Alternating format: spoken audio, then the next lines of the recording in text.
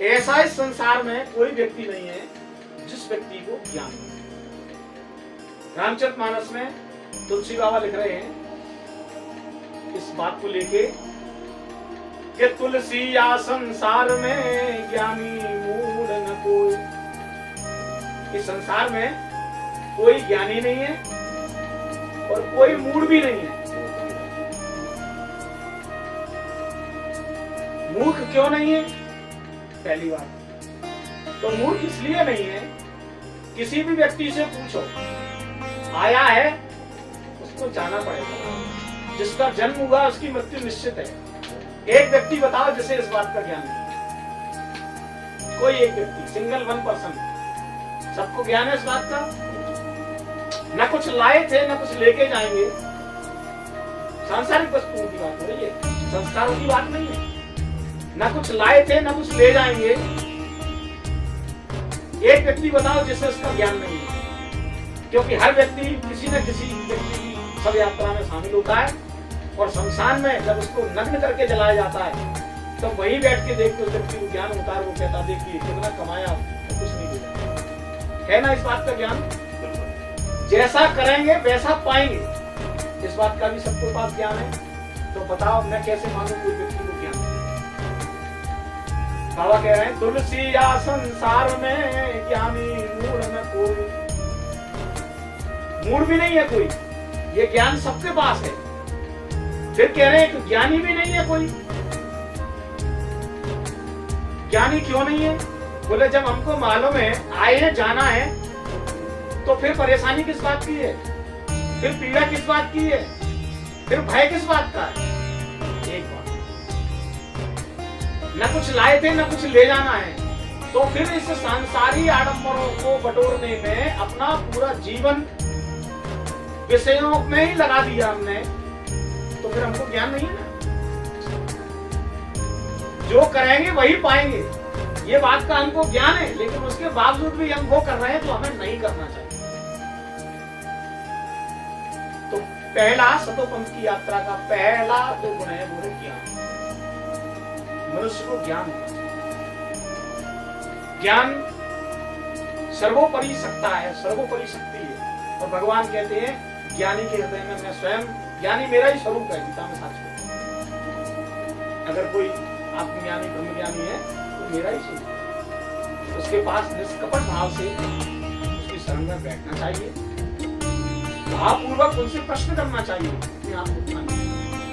वे तुझे उस ज्ञान का उपदेश करेंगे जिससे तू आवागमन के बंधन से मुक्त। ये हमारे बोल नहीं है, ये भगवान योगेश्वर से। अभी मैं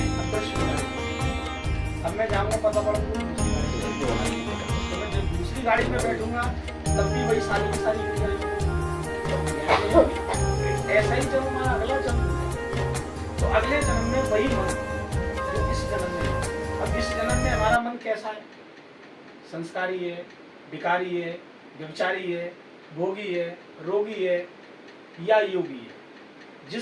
जो मन की हमारी आज अवस्था है, आज अगर ये देह त्याग होता है, शरीर छूटता है, तो आत्मा के साथ मन जाता है। अगला जब हमको जन्म मिलता है तो वही आत्मा पुनः आती है। भाई आत्मा थोड़ी बदली है, बदला तो आत्मा का कॉस्ट्यूम है, बदला तो आत्मा का रूप है। स्वरूप से है तो आत्मा वही है।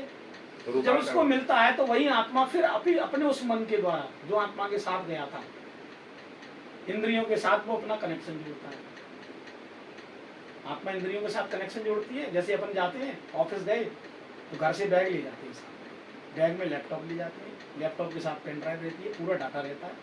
घर से गए तो घर ऑफिस पे है नहीं है, जैसे ऑफिस जाते हैं बैग निकाला, एक तरफ रखा, लैपटॉप निकाला, टेबल पे रखा और फट से वही फंक्शन है। डाटा वही है, दूसरा नहीं है।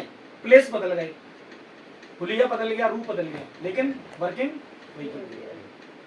वही हमारी वर्किंग है। इसीलिए कहते हैं सत्संग नितांत आवश्यक है। आज जितना आपने पाया, आपके अगले जन्म में आपको फिर यहीं से प्राप्त होने लगेगा। अगर आज आपकी भजन के प्रति प्यास है, परमात्मा के प्रति आपकी जिज्ञासा है, तो ये जिज्ञासा इतनी बलवती हो जाती है कि अगले जन्म में आपकी इंद्रियां, मन, बुद्धि, चित्त, इन तीनों के साथ आत्मा ने फट कनेक्शन जोड़ दिया और अहंकार, ये सब कनेक्टिविटी में आए पांचों ज्ञानेंद्रियां, पांचों कर्मेंद्रियां, ये भी कनेक्टिविटी में आई।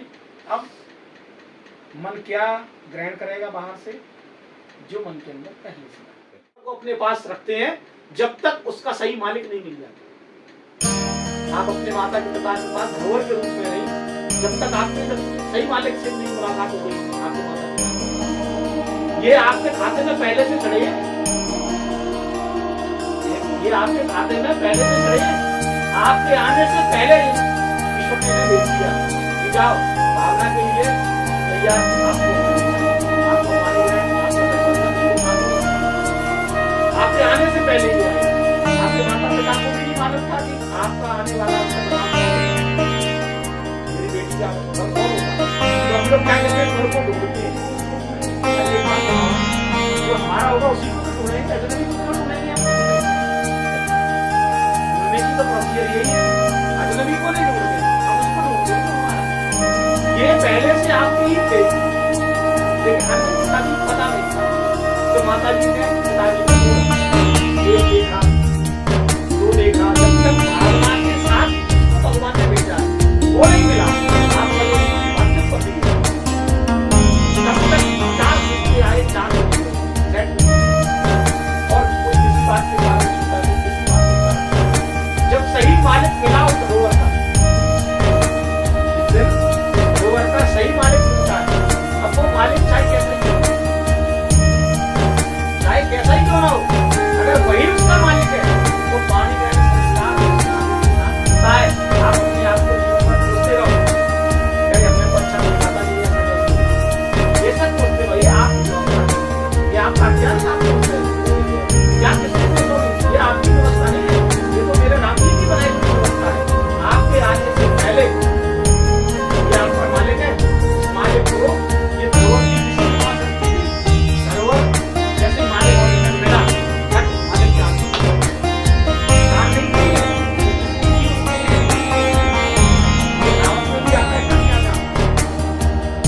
मैं इसको दान भी नहीं मान पाता, दान इसलिए नहीं मानता कि दान अगर मेरी कोई चीज होती तो मैं दान करता।